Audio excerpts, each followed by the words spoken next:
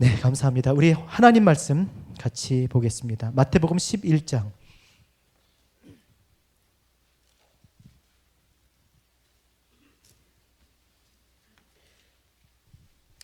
마태복음 11장 1절에서 11절 말씀.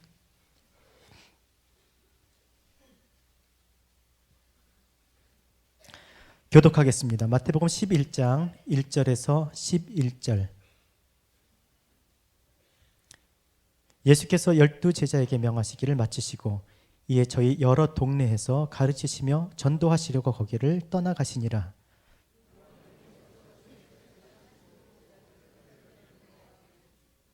예수께 여짜오되 오실 그이가 당신이오니까 우리가 다른 일을 기다리오리까.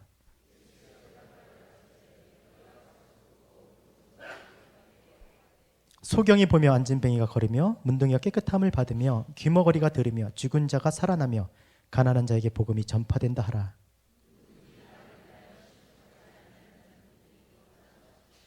저희가 떠나 예수께서 무리에게 요한에 대하여 말씀하시되 너희가 무엇을 보려고 광야에 나갔더냐? 바람에 흔들리는 갈대냐?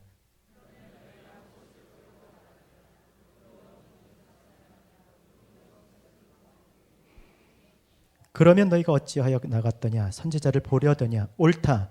내가 너희에게 이르노니 선지자보다 나은 자니라.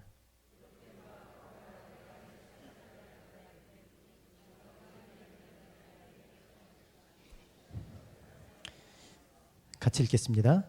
내가 진실로 너희에게 말하노니 여자가 낳은 자 중에 세례 요한보다 큰 이가 일어남이 없도다. 그러나 천국에서는 극히 작은 자라도 저보다 크니라. 아멘. 주보에는 광고하지 않았지만 오늘은 특별히 교회가 창립한 지 13주년이 되는 그런 뜻깊은 날입니다. 특별한 행사는 없고요. 원래 좀 더 정확하게 말씀드리면 99년 4월 4일이 교회가 창립한 날입니다.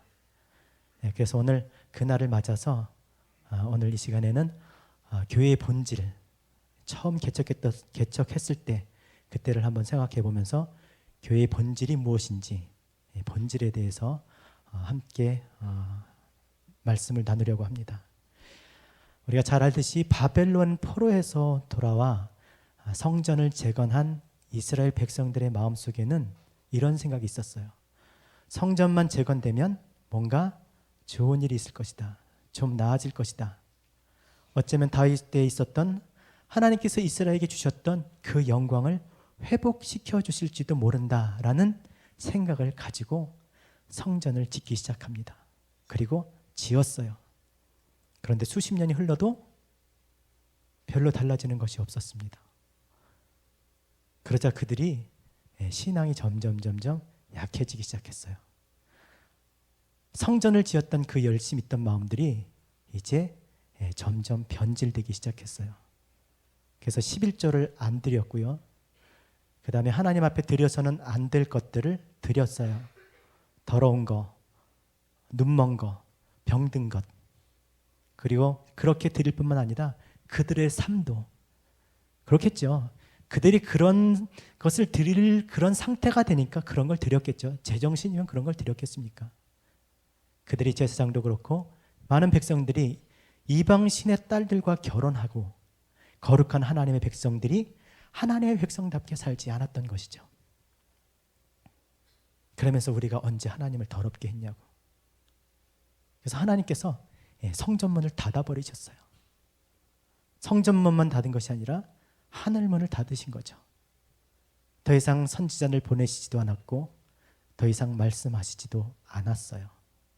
우리가 잘 아는 대로 이것이 신구약 400년 동안 있었던 암흑기. 하나님이 하늘문을 닫으시고 하나님의 선지자들을 보내지 않으시고 말씀하시지 않았던 것입니다. 그러면 그 정도 되면 보통 사람들 같은 경우에는 마음을 돌이켜서 우리에게 말씀해 달라고 하나님의 얼굴을 구하고 하나님 앞에 나왔을 텐데 그들은 그러지 않았어요. 하나님 없이도 자기들 힘으로 이스라엘의 영광을 회복해 보겠다는 것이에요. 그래서 사람들을 모아서 힘을 모읍니다. 그래서 잠깐 이스라엘이 독립하는 것 같았어요. 헬라에서 벗어나는 것 같았어요. 그러나 얼마 안 있어서 다시 로마의 속국이 되고 결국 로마에 의해서 성전이 무너지는 그것 우리가 역사에서 볼 수 있는 것입니다. 하나님을 떠나서 아니 하나님 없이도 할 수 있다. 하나님이 안 도와주셔도 내 힘으로 할 수 있다. 우리 힘을 모아서 한번 해보자. 그것은 신앙이 아닌 것이죠. 혼자서도 잘해요. 어떻게 보면 좀 대견스러운 그런 것 같지만 하나님이 원하시는 것은 그것이 아니잖아. 설령 그런 힘이 있다 하더라도 여호와께서 성을 지켜주시지 않으면, 여호와께서 집을 세워주시지 않으면 세워지지 못하고 지켜지지 않는다고 하는, 하나님이 지켜주시도록 하나님 세워주시도록 이렇게 내어 맡겼어야 함에도 그들은 자기 힘으로 이스라엘의 영광을 회복하기 위해서 그렇게 애를 썼던 것입니다. 그러나 그렇다고 해서 이스라엘의 영광이 회복되는 것이 아니라, 하나님의 나라가 오는 것이 아니라, 물론 많은 변화들이 있었죠. 많은 것들이 지금 바뀌었죠. 모양이 바꾸고 구조가 바뀌고 이름만 바뀌었을 뿐 그대로였어요. 그것이 바로 우리 인간의 역사 아닙니까? 나라의 이름이 바뀌고 정치 형태가 바뀌고 경제 구조가 바뀐다 그래서 바뀌는 것이 아니죠. 죄인인 인간이 만들어내는 역사는 뻔한 것이에요. 회복될 수가 없는 것이죠. 죄를 지고는, 죄를 같이 하고는 달라지지 않는 것이에요. 궁극적으로 우리 안에 우리를 통치하고 있는, 우리를 붙들고 있는 이 죄를 해결하지 않고는 결코 세상의 역사는, 결코 하나님에 대한 그런 우리의 마음들은 바뀌어지지 않더라는 것입니다. 그래서 참된 회복은 하나님의 말씀이 오셔야 되는 것이죠. 세상 죄를 지고 가실 하나님의 어린 양 예수 그리스도가, 이 말씀이 우리 가운데 오셔야 되는 것이에요. 이것이 해결되고 나서 교회가 교회다워지는 것이죠. 그렇게 400년 동안 그런 시절들을 보내고 하나님께서 말라기에 약속하셨던 말씀대로 하나님이 이 땅에 선지자를 보내셨어요. 주의 사자를 보냈습니다. 주의 길을 예비할 자를 보내셨다는 것이에요. 그렇다면 과연 그 사자가 누굴까? 누굴까요? 얼마나 기대되지 않겠어요? 드디어 하나님께서 하늘문을 이제 닫으셨던 하늘문을 다시 여시고 하나님이 말씀하실 사자를 보내셨어요. 당시에 누가복음 3장 1절 2절을 보면 여러 사람들이 나옵니다. 다 읽지 않겠습니다. 저기에 우리 보시는 것처럼 많은 사람들이 있습니다. 세계를 쥐고 있는 로마 황제 가이사가 있었고요, 유대 총독이 있었고요, 그리고 분봉왕 그것도 3명이 있었고요, 또 대제사장도 2명이나 있었습니다. 다시 말해서 그 예루살렘 안에는 쟁쟁한 사람들이 이렇게 있었다는 것이에요. 종교 지도자들, 세상의 지도자들이 다 그곳에 있었어요. 그런데 하나님의 말씀이 어디에 임하니까, 우리 저기 밑에서 하나 둘 세 번째 안나스와 가야바, 거기서부터 같이 읽겠습니다. 시작. 안나스와 가야바가 대제사장으로 있을 때에 하나님의 말씀이 빈들에서 사가랴의 아들 요한에게 임한지라. 예루살렘이 아니라 어디요? 빈들의 사가랴의 아들 요한에게 임했다는 것이요. 요한이 빈들에 있었기 때문에, 요한이 광야에 있었기 때문에 하나님의 말씀이 지금 빈들에 있는 요한에게 임하였다는 것이요. 그러면 왜 요한은 광야에 갔을까요? 그가 사가랴 제사장의 아들이잖아요. 그도 예루살렘 성전 안에 있어야 될 사람이에요. 그런데 왜 광야에 가서 있었을까요? 우리가 잘 아는 것처럼 본인은 사가랴의 제사장의 아들인 줄 알았지만 그는 자기가 어떻게 태어났는지를 알고 있었어요. 자기가 무엇을 해야 될지를 알았어요. 그리고 하나님의 말씀을 통해서 자기가 어디에 있어야 될지를 알았다는 것이죠. 이사야서 40장 3절에 보니까 외치는 자의 소리여 가로되 너희는 광야에서 여호와의 길을 예비하라. 하나님 말씀을 쫓아서 광야로 간 것이죠. 그가 자기가 누구인지 분명히 알았기 때문에 자기가 어디에 있어야 될지를 분명히 알고 있었던 것이에요. 여러분 누구십니까? 여러분 지금 있어야 할 자리에 계시는 것입니까?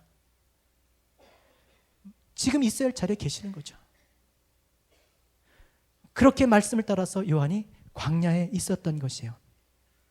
그가 대충 살다가 어느 시점에 가서 광야에 있었던 것이 아니라 아예 처음부터 말씀을 깨달은 날부터 누가복음 1장 80절에 보니까 아이가 자라며 심령이 강하여지며 이스라엘에 나타나는 날까지 빈들에 있으니라. 어릴 때부터, 이미 아이 때부터 가서 거기서 자란 것이에요. 적어도 10년 이상을. 잠깐 가 있는 것이 아니라 가죽옷을 입고 메뚜기를 먹고 석청을 먹으면서 광인이 되어서, 광야 사람이 되어서 그곳에서 살았던 것이죠. 언제까지요? 이스라엘에 나타나는 그날까지. 그게 언젠지 모르지만 그날까지 그렇게 살았던 것이죠. 우리는 언제까지 살아야 합니까? 그게 언젠지 모르지만 주 오실 그날까지 우리가 이렇게 살아가야 되는 거 아니에요? 주의 백성으로 하나님이 두신 자리에서 그렇게 하나님 오실 때까지 그렇게 살아가는 것이죠. 말은 쉽지만 그게 쉬운 것이 아니잖아요. 단지 선교 한번 가려고 해도 얼마나 우리가 많이 생각을 하고 또 생각하고. 그런데 그렇게 광야에 가서 사는다는 건 쉬운 것이 아니에요. 그가 제사장의 아들이었기 때문에 예루살렘 성전에서 얼마든지 살 수 있었어요. 아니, 어떤 사람은 굳이 광야로 가야 되느냐, 모든 시설이 다 갖추어진 이 예루살렘 성전에서 또 사람도 많이 모이는 이곳에서 외치면 될 거 아니냐. 맞잖아요. 더 효과적이잖아요. 더 설득력 있지 않나요? 그런데 그럼에도 말씀을 따라 간 것이에요. 요한이 하나님의 말씀을 깨닫고 자기가 누구인 줄 알고 그래서 말씀을 따라 광야로 가게 된 것이죠. 그러자 요한이 광야에 갔을 때 그 요한의 외치는 자의 소리를 듣고 많은 사람들이 모여들었습니다. 그곳에 모여든 또 사람들이 그의 세례를 받았어요. 거의 모든 백성이라고 성경은 말씀하고 있습니다. 사람들이 엄청나게 몰려왔던 것이죠.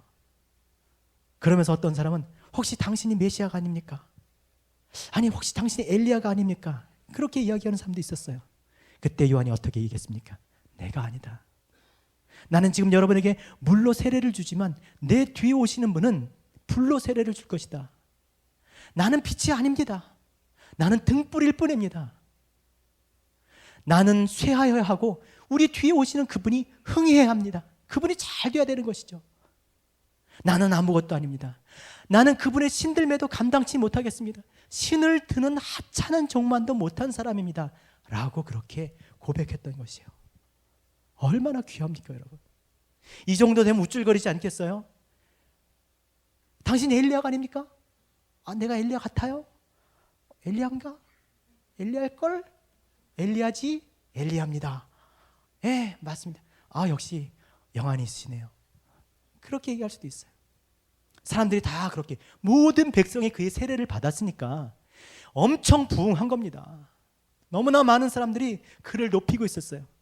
그때 그렇게 했다라는 것이에요. 나는 그분의 신을 들고 있는 하찮은 종만도 못한 사람이라고 어떻게 그렇게 얘기할 수 있겠습니까? 그랬던 요한이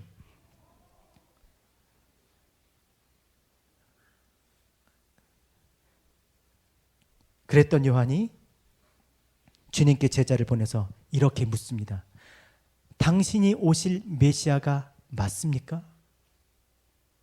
그렇게 얘기해놓고 옥에 갇혀서 제자들을 보내서 당신이 오실 메시아가 맞느냐고 지금 묻고 있는 것이에요. 아마 요한의 생각도 그 당시 유대 사람들과 비슷한 것 같아요. 메시아가 오셔서 불의한 자들을, 이 지금 우리를 속박하고 있는 이 세력들을 다 심판하실 거라고 생각했겠죠.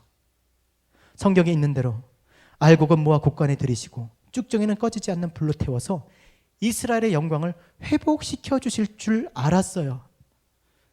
그런데 들리는 소문은 무엇입니까?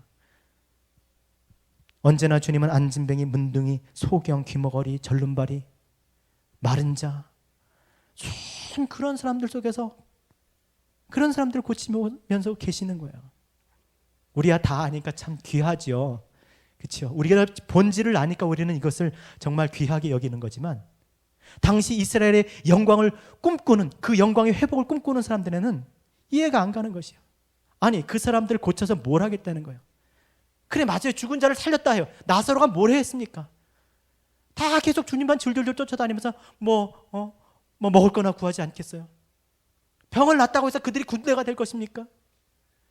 그들이 어느 세월에 힘을 얻어서 그들이 어느 세월에 정치가가 되고 어느 세월에 그들이 영향력을 끼칠 수 있는 사람이 되겠습니까? 그래서 물어봤던 거예요. 정말 맞습니까? 그리고 자기가 잡혔으면 신방 한번 오셔야 되는 거 아니에요? 옥에서 꺼내 주셔야 되잖아요. 근데 마태복음 4장 12절 우리 한번 같이 읽어볼까요? 아니, 네, 화면에 나옵니다. 같이 읽겠습니다. 시작. 예수께서 요한이 잡혔음을 들으시고 갈릴리로 물러가셨다. 그러니까 요한이 잡혔다는 얘기를 듣고 치사하게 도망간 거예요. 죄송해요. 도망간 건 아닌데 하여튼 좀 멀리 간 거예요. 갈릴리로 물러가셨다. 그 뒤에 9절에 보면 나사렛을 떠나서 스불론과 납달리 지경 가버나움으로 가셨어요.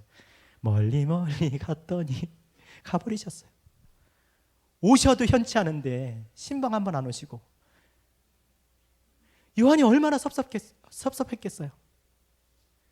주님이 사시는 동안에, 사역하시는 동안에 네가 하나님의 아들이냐?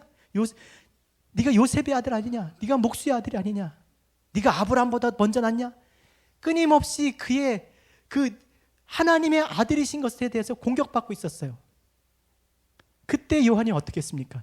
이분이 하나님이시다. 이분이 세상 죄를 지고 가는 하나님의 어린 양이다라고 그분을 증거해 준 분이에요. 증거해 준 사람이에요. 그런데 주님은 그를 떠나서 또 그 증거를 해줬을 때 요한의 제자가 주님을 따라가요. 그 속이 어떻게겠어요? 그렇죠? 이분이 세상 죄를 지고 가는 하나님의 어린 양이시다라고 얘기했는데 자기를 따르던 그 제자 안드레죠. 안드레가 주님을 쫓아가 버린 거예요. 배반한 거죠, 쉽게 얘기하면. 얼마나 속이 상하겠어요.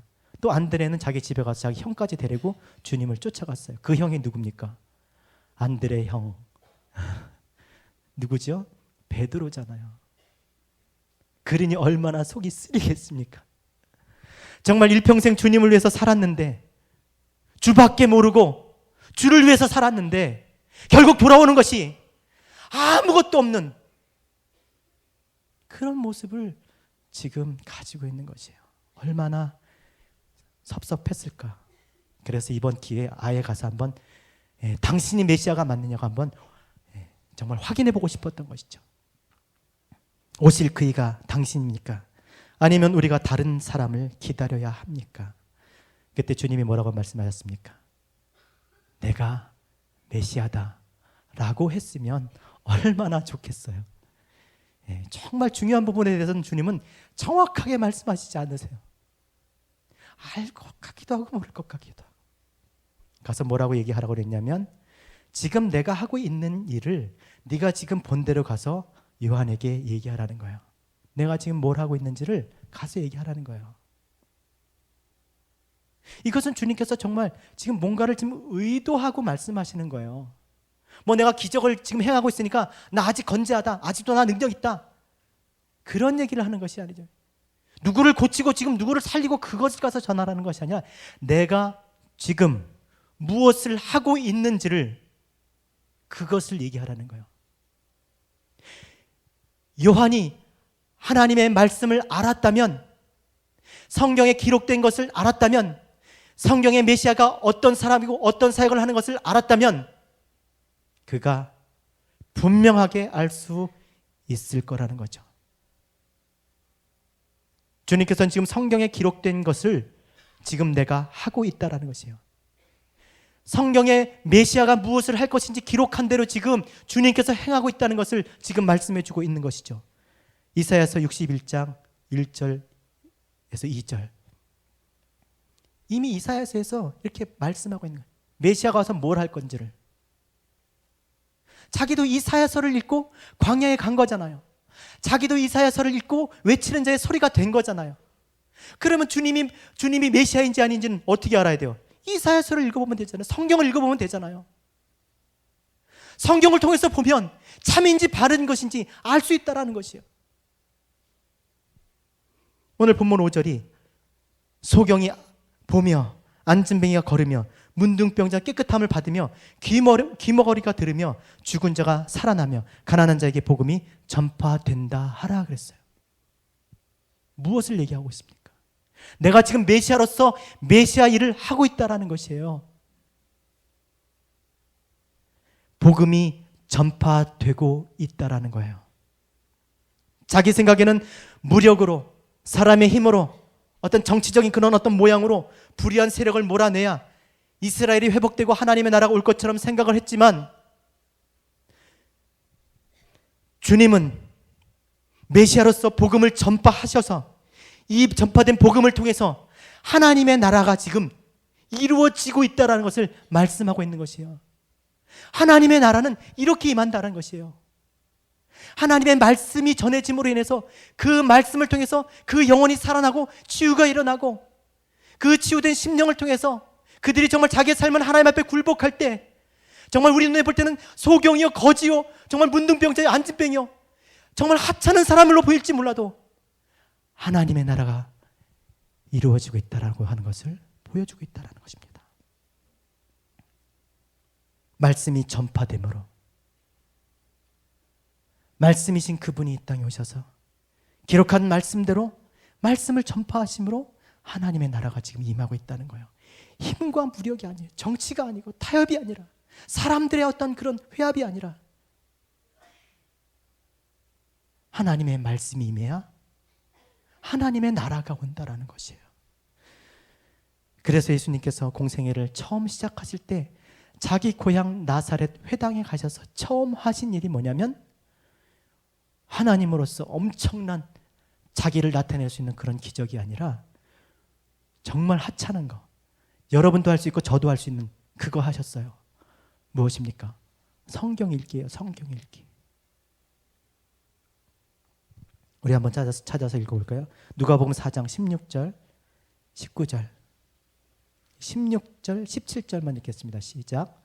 예수께서 그 자라나신 곳 나사렛에 이르사 안식일에 늘 하시던 대로 회당에 들어가사 성경을 읽으려고 서심해 선지자 이사야의 글을 들이거늘 책을 펴서 이렇게 기록된 데를 찾으시니, 이게 이 말씀이에요. 굳이 그 많은 말씀 중에 왜 그거를 찾아 읽었겠냐고요. 당신이 이 땅에 오셔서 메시아로서 해야 할 일이 무엇인지를 지금 선언하시는 거예요. 지금 이 땅의 교회가, 주의 머리 되신 교회가 이 땅에서 무엇을 해야 되는지를 선언하고 있는 것이에요. 정말 본질이 무엇인지, 예수 그리스도께서 이 땅에 왜 오셨는지, 그거를 지금 선언하고 있다라고 하는 것입니다. 그런데 재미있는 것은 이렇게 주님을 의심하는 듯 보이는 요한이 그렇잖아요. 당신이 오실 메시아가 맞습니까? 이렇게 물었을 때 옆에 있는 사람들이 주님을 의심하거나 아니면 누구를 의심했겠어요? 요한을 의심하겠죠. 저기가 가짜 아니야? 우리 주님 맞는데? 그럴까봐 사람들이 요한을 의심하지 않도록 주님께서 요한을 증거해 주고 계세요. 7절 보니까 뭐라고 했습니까? 너희가 광야에 무엇을 보려고 갔느냐? 뭘 보러 교회에 나왔냐? 뭐 이렇게 말해도 되겠죠. 바람에 흔들리는 갈대냐? 뭐 교회에 뭐가 있나 그 주변 이렇게 살펴보러 나왔냐? 교회는 안녕하신지, 뭐 오늘 메뉴가 뭔지, 오늘 뭐 주차부 다 나왔는지, 뭐 그거 보러 나왔냐는 거야.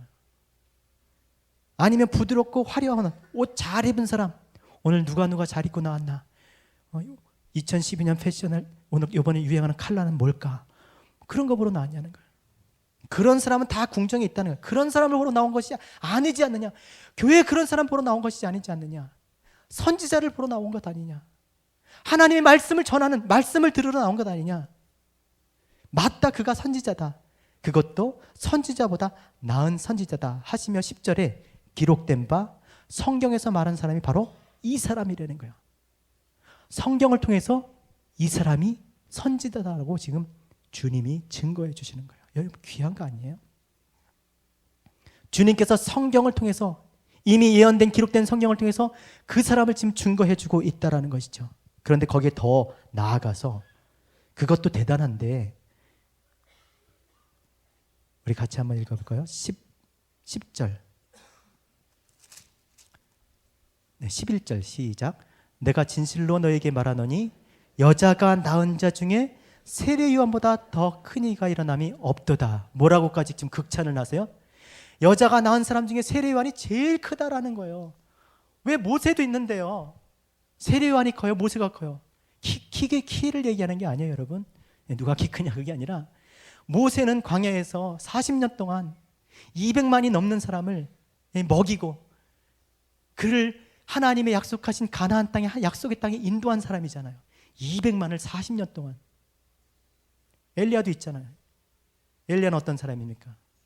하나님께로 나아가는데 그 바알과 아세라 그 우상을 섬기는 그 제사장들, 하나님께 나가는 길을 가로막는 그 우상쟁이들을, 그 제사장들을 하늘에서 불을 내려서 하나님을 나타내고 그들을 다 죽인 사람이에요. 850명을 혼자서 다 죽인 사람이에요. 모세가 커요? 엘리야가 커요? 세례 요한이 커요?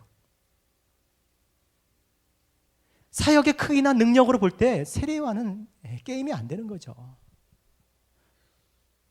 왜 그럼 여자가 낳은 자 중에 이 사람이 제일 크다라고 이야기하셨을까? 모세는 하나님께로 하나님의 백성들을 인도한 사람이고 엘리야는 하나님께로 가려고 하는데 그 장애물을 걷어낸 사람이라면 이 세례 요한은 이분이 하나님이다라고, 이분이 세상 죄를 지고 가는 하나님의 어린 양이다라고 직접 하나님을 가리켜 지목한 거예요. 지목. 어떻게 인간이 이 만물을 창조하신 그 하나님이 여기 있다 저기 있다 얘기할 수가 있겠습니까? 아무리 과학이 발달한다고 해도 우리가 우주를 다 정말 휘젓고 다니고 모든 별들을 다 가볼 수 있다고 해도 다 뒤져볼 수 있다고, 만약 그렇게 되더라도 이분이 하나님이 여기 있다라고 우리가 얘기할 수 있을까요? 없어요. 이분이 하나님이시다라는 거예요. 빛이 어둠에 비칠 때 어둠이 깨닫지 못했다 그랬어요. 아무도 주님이 이 땅에 오실 때 그를 알아보는 사람이 없었어요. 그런데 이분이 그렇잖아요. 우리가 이거 다 모른다고 가정해 봅시다. 다 모르는 분이에요. 그 모르는 속에서 어떤 특정한 한 사람을 찾을 수 있을까요? 다 비슷하게 옷 입고 다 비슷한 스타일을 하고 있는데 평범한 목수의 아들이 있을 뿐이에요. 유대의 젊은 청년이었을 뿐이에요. 그를 가리켜서 이분이 하나님이시다라고 한 것은 개벽에 가까운 거죠. 그런데 더 재밌는 건 뭐냐면 11절 하반절에 제가 읽어드릴게요. 세례 요한보다 큰 이가 일어남이 없도다 하시면서 그러나 천국에서는 지극히 작은 자라도 저보다 크니라 그랬어요. 이분이 하나님이시다라고 증거를 했는데, 그것도 대단한데 그걸 듣고 믿었던 거예요. 우리는 당연하게 생각을 하지만 아까 말씀드렸잖아요. 아무도 안 믿었던 때에 그걸 믿었다는 거예요. 그러니 믿었으니까 천국에 갔겠죠. 증거한 사람도 대단한 것이지만 따라합시다. 믿은 사람이 더 대단하다. 우리 옆 사람에게 대단하십니다. 얼마나 대단하세요? 그것도 행색도 이상한 사람이 와서 이분이 세상 죄를 지고 온 하나님의 어린 양 구세주다. 그거를 믿었다는 거예요. 그래서 믿음이 가장 귀한 거예요. 이 믿음으로 인해서 우리가 하나님의 나라에 가는 것이 아닙니까? 자, 오늘 본문을 통해서 전해주고자 하는 메시지가 무엇입니까? 따라합시다. 본질에서 떠나지 말라. 본질에서 떠나기 때문에 실족하는 거예요. 그가 말씀을 붙들고 있었다면 주님이 주님이시라고 그가 전생애를 통해서 하나님 예수 그리스도를 증거했을 거예요. 예루살렘 성전이 하나님의 말씀을 붙들었다면, 주의 얼굴을 구했더라면 그 예루살렘 성전은 정말 많은 영혼들에게 정말 아름다운 그런 곳이 되었을 것이죠. 그런데 본질에서 떠나버린 것이죠. 본질에서 떠난 성전, 본질에서 떠난, 말씀에서 떠난 사람,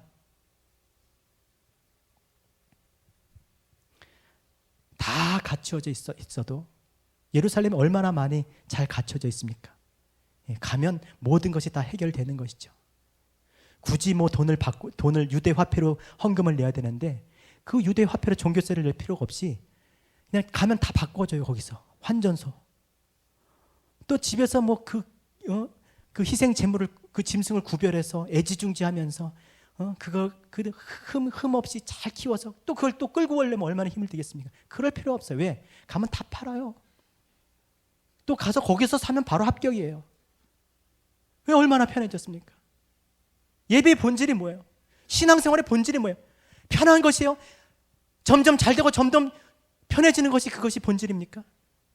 왜 주님이 그렇게 그 희생제물을 자기 집에서 기르고 그것을 가져다가 왜 자기 손으로 그 목을 비틀고 배를 갈라서 내장을 꺼내고 그 피를 튀면서 그것을 불에 태워야 했는지 그 본질이 있다라는 것이죠. 무엇입니까?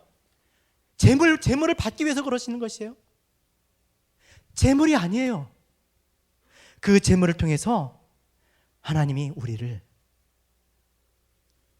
죄에서 돌이키시려고 그러는 거예요. 하나님을 떠난 말씀의 본질에서 벗어난 우리의 마음을 다시금 본질로 돌이키시기 위해서, 하나님께 돌이키기 위해서 그렇게 제사하라고 그런 거예요. 그 애지중지하게 키웠던, 여러분 다음 주에 여러분 교회 오실 때 헌금 가져오지 마시고 여러분 집에서 키우는 개, 강아지 그거 데리고 오세요. 그래서 저기 어디야 그 앞문은 주차장 그러니까 저 뒷문에 가서 다 잡아가지고 피 한 바가지 다 떠갖고 오세요. 이러면 얼마나 마음이 힘들겠습니까? 그래야 죄가 무엇인지 알 거 아니에요. 얼마나 괴롭겠습니까? 그것이에요. 마음을 돌이키는 것이에요. 하나님을 떠난 마음을 돌이키시는 것이에요. 그런데 주님께서 하나밖에 없는 당신의 독생자를 세상 죄를 지고 가도록 하는 어린 양 삼아서, 우리가 아무리 준비해도 안 되는, 죄를 없이 하지 못하니까 그 어린 양을 준비해서 십자가에 달려 살을 찢고 피를 흘려서 그 피로 인해서 우리를 예배 가운데 부르고 있는 거 아니겠습니까? 그 십자가를 보고 우리가 가져야 할 것이 무엇이요? 하나님 앞에 마음을 돌이키는 거예요. 나의 죄가 무엇이고 나 같은 죄인 살리신 그 주님의 사랑과 내가 무엇인지를 깨닫고 우리의 마음을 돌이켜서 하나님 앞에 나오는 것이죠. 그래야 십자가가 십자가 되는 것 아니겠습니까? 거기서 회개가 일어나는 것 아니겠어요? 그 본질로 마음을 돌이키시기 위해서. 그래서 주님께서 이 땅에 사시는 동안에 우리가 기억하는 것이, 예루살렘 그 성을 보시면서, 성전을 보시면서 예루살렘아 예루살렘아 내가 너를 품으려고 한 것이 마치 암탉이 자기 새끼를 품으려고 한 것처럼 내가 너희를 품으려 한 것이 도대체 얼마더냐, 몇 번이더냐. 그 마음이 오늘도 마찬가지라는 거예요. 자기의 자신을 내어주시기까지 그렇게 돌이키시려고 했던 것이죠. 바로 교회가 그래야 된다는 것이에요. 하나님을 떠나 있는 사람들의 마음을, 하나님의 백성들의 마음을 돌이키는 그런 것이 바로 교회라는 것이에요. 세상 죄를 들춰내는 것이 아니라 하나님의 말씀을 외치는 것이죠. 예수 그리스도를, 복음을 외치는 것이죠. 누가 헤롯의 죄까지 들춰내라고 그랬나요? 자기가 빛이 아니라면서요, 등불이라면서요. 근데 왜 빛의 행세를 해요?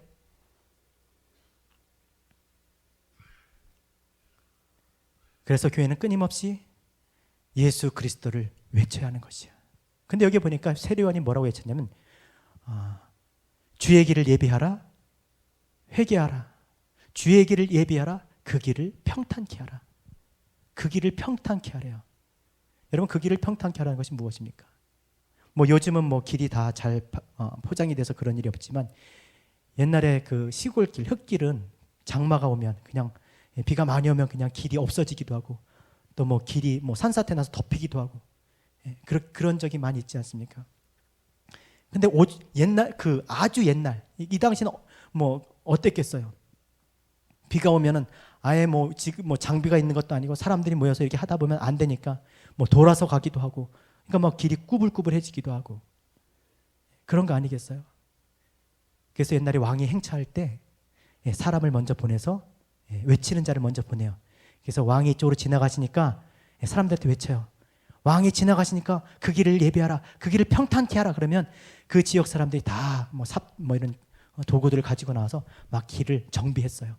그리고 복구하고 고치고, 그래서 이렇게 울퉁불퉁한 길은 깎아내고 또 이렇게 파인 길은 또 흙으로 메꾸고, 그거 하라는 거예요. 이 시대에 이 땅의 교회가 해야 될 것이 바로 그거 하라는 거예요. 주의 길을 예비하라고 외쳐야 된다는 것이에요. 주님이 어디로 오시는데? 발부하러 오세요? 대본쇼로 오세요? 어디로 오십니까 주님이?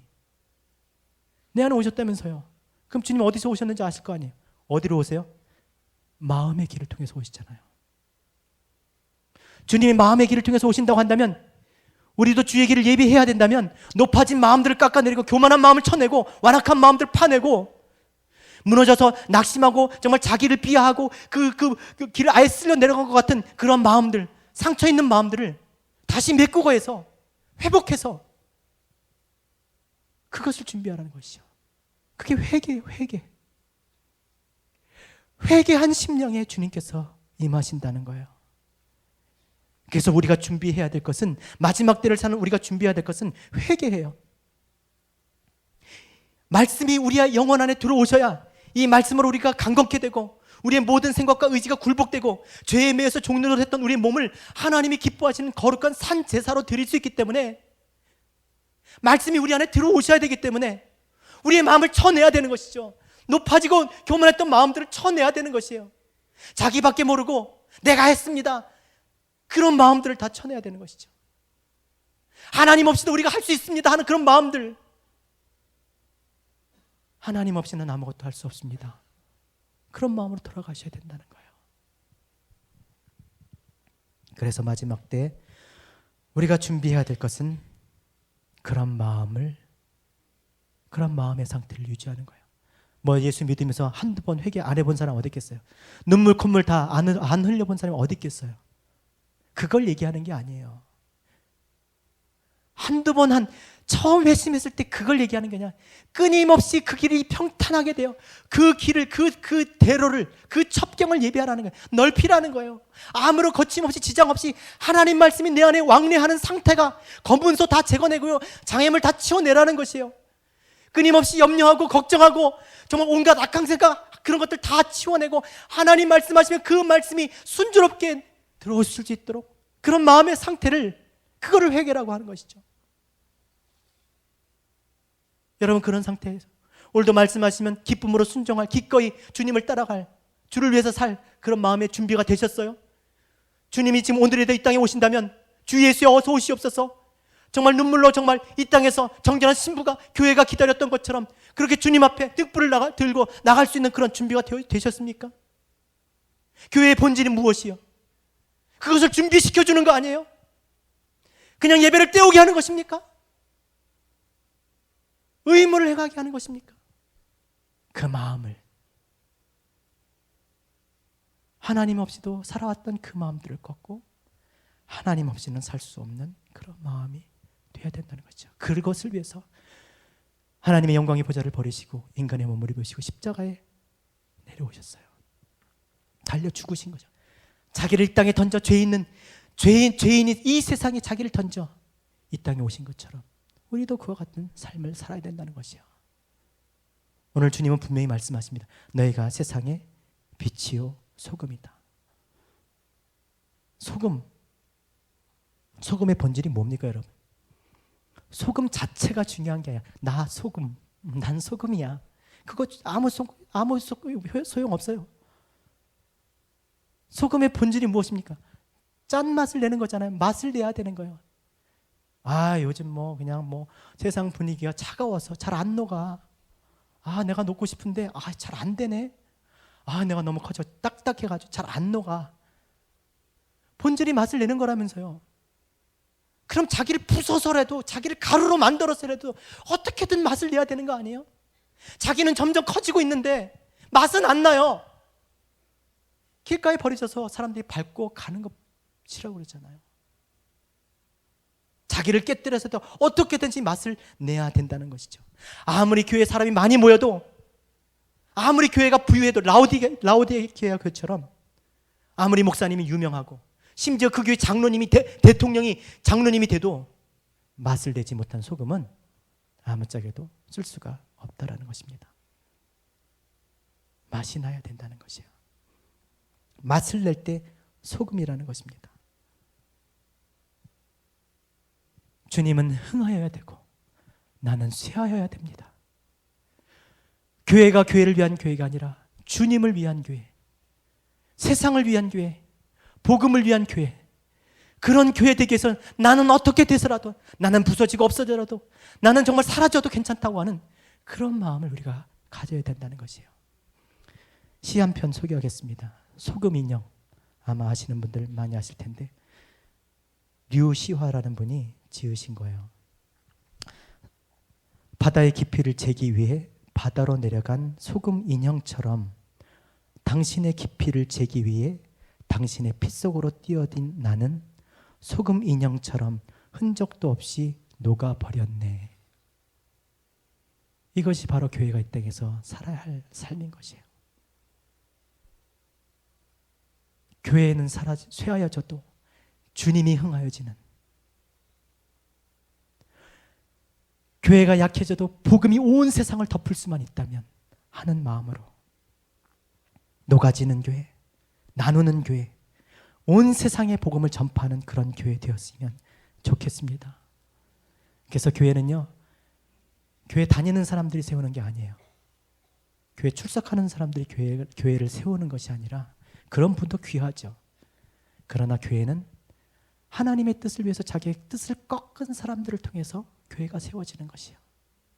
하나님의 뜻을 위해서라면 자기를 기꺼이 던지고자 하는 그런 사람들을 통해서 교회가 세워진다는 것이죠. 저는 13년 전에 우리 교회가 그렇게 세워졌다고 저는 믿습니다. 그리고 오늘 함께 예배드리는 여러분들이 또한 그런 분이라는 걸 저는 믿습니다. 교회가 어렵고 힘들 때 그것을 함께 짊어지고 나아갈, 또 복음을 위해서는 기꺼이, 하나님의 뜻을 위해서는 기꺼이 내 자신을 던질 수 있는 그 사람, 바로 이 시대에 우리 교회 정말 소금과 같은 그런 사람인 것, 바로 그것이 여러분이 되시기를 주의 이름으로 부탁드리겠습니다.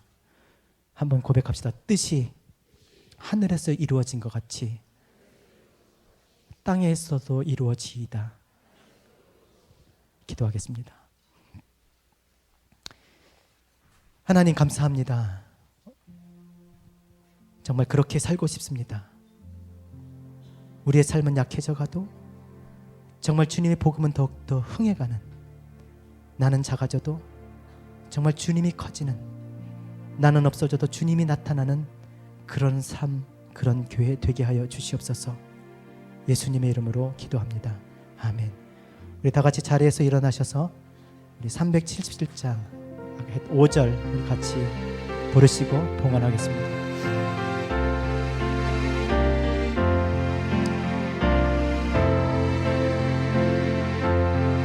주의 힘을 입어 말씀 잘 배우고 주를 모시고 살아가세. 주를 의지하며 순종하면 주가 사랑해 주시리라. 의지하고 순종하는 길은 예수 안에 즐겁고 복된 길이로다. 아멘. 하나님, 그런 마음으로 주 앞에 드립니다. 정말 우리의 작은 섬김을 통해서 하나님의 나라가 이 땅에 이루어지길 소망합니다. 그래서 주님 다시 오실 때 기뻐하실 그 모습을 생각하며 오늘도 하나님께서 주어진 것 작다 여기지 아니하시고 하나님이 내게 허락하신 것 힘들다 하지 아니하고 오늘도 믿음으로 기쁨으로 하나님 앞에 드리며 나가는 당신의 귀한 성도들의 섬김을 주여 받아 주시옵소서. 이제는 우리 주 예수 그리스도의 은혜와 하나님 아버지의 그 크신 사랑하심과 성령님의 감화 감동 인도 내주 충만하심이 오늘 자기의 뜻을 꺾고 주의 뜻을 위해서 이 땅의 빛과 소금으로 살아가기를 소원하는 이곳에 있는 모든 성도들을 위해, 그들의 삶 위에, 그들의 모든 만남 위에 지금부터 영원토록 함께 있기를 간절히 축원하옵나이다.